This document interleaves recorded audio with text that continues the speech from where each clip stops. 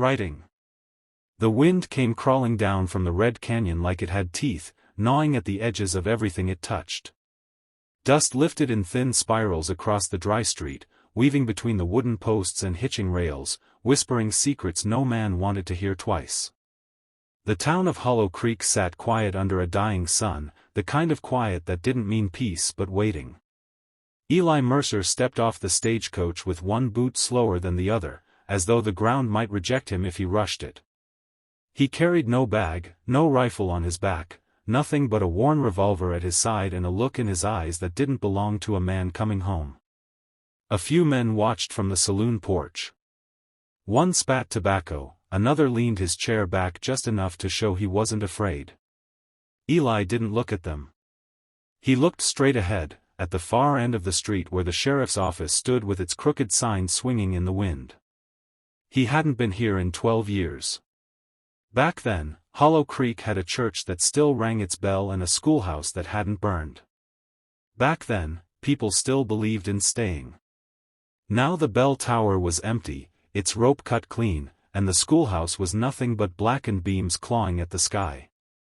Eli walked. Boot steps echoed like gunshots in the silence. Each one stirred up memories he didn't ask for, blood on his hands, a face in the dirt, a promise broken before it was even made. The sheriff's office door creaked when he pushed it open. Inside smelled like old paper and older regrets. A man sat behind the desk, older than Eli remembered but not by much. "Didn't think you'd come back," the sheriff said without looking up. Eli closed the door behind him. "Didn't think I had a reason to." The sheriff finally raised his eyes. They were tired, hollowed out like the canyon itself. "You got one now." Eli didn't sit. "You sent for me." "I did." "Then start talking."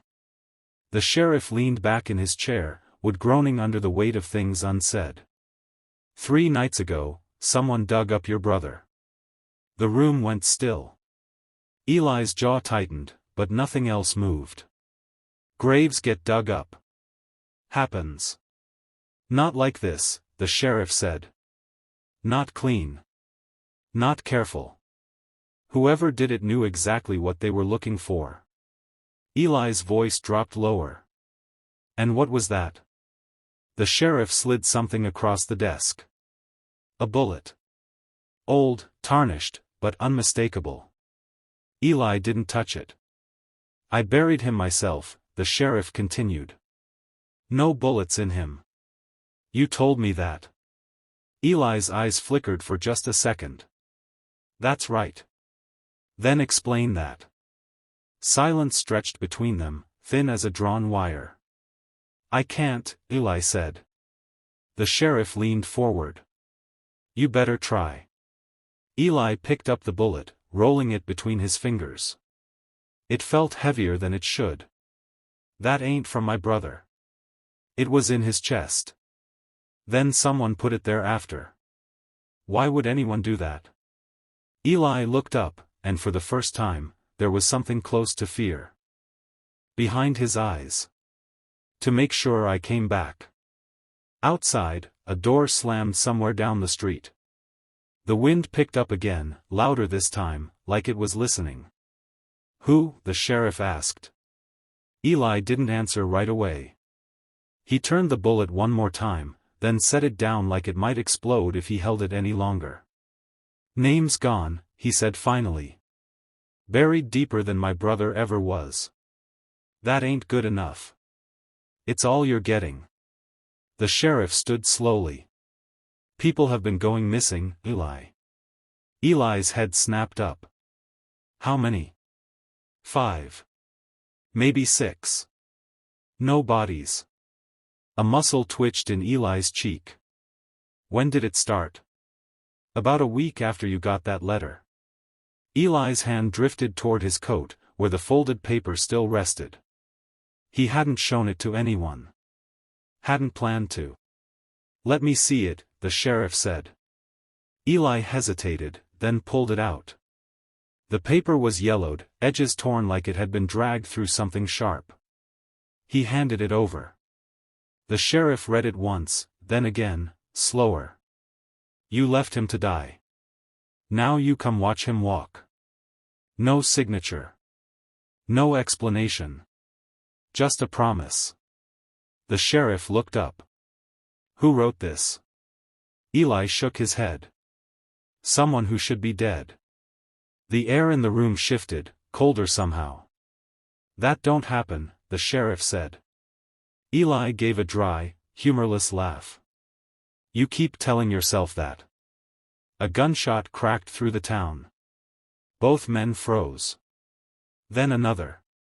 Closer. Eli was moving before the echo died, out the door and into the street where dust and smoke twisted together in the fading light. People had come out now, drawn by the noise, but they kept their distance, forming a wide circle around something lying in the dirt. Eli pushed through. The body was face down, coat soaked dark with blood. A man Eli didn't recognize. Or maybe he did. Slowly, he turned him over. The face was wrong. Too pale. Eyes open too wide. But the scar across the chin. Eli staggered back. No, he whispered. The sheriff came up beside him. You know him? Eli didn't answer. He couldn't. Because the man in the dirt had been buried 10 years ago. I saw him hang, Eli said, voice cracking just enough to betray him. I watched the rope snap his neck.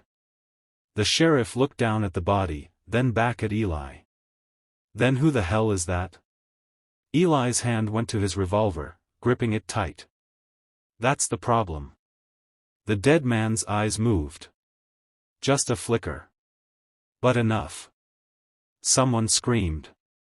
Eli didn't think. He drew and fired.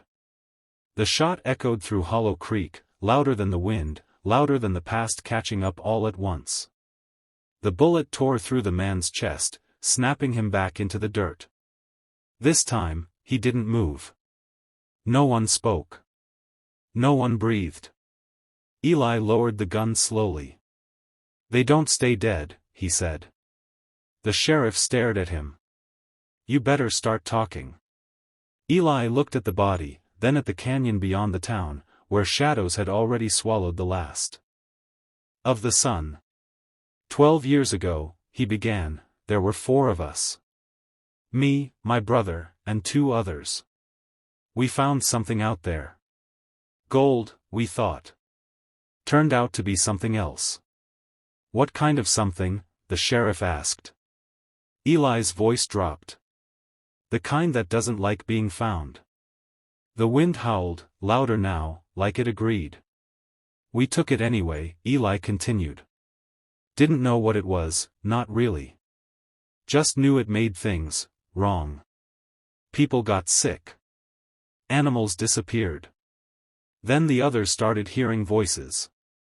The sheriff swallowed. And your brother?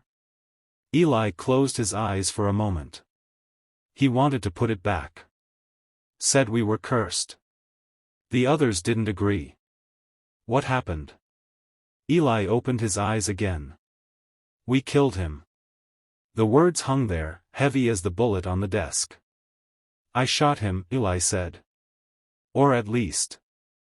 I thought I did. The sheriff's face hardened. And the others? Dead, Eli said. Or they were. A long silence followed. Then, from somewhere deep in the canyon, came a sound. Not wind. Not quite. Something like a voice, stretched thin across the distance. Calling. Eli's grip tightened on his revolver. It's calling them back. The sheriff looked toward the canyon, unease settling in his bones. For what? Eli's answer was barely more than a whisper. Revenge. Another gunshot rang out, farther down the street this time. Then another. And another. Eli turned toward the sound, dread crawling up his spine. They're all coming, he said. The sheriff reached for his rifle. Then we stopped them.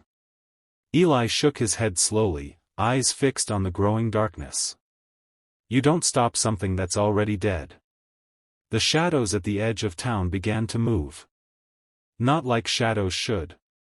They stepped forward, taking shape, faces half-remembered and eyes that had seen the grave and come back wanting more. Eli raised his gun, knowing it wouldn't be enough. Because some debts don't stay buried. And some graves don't stay closed.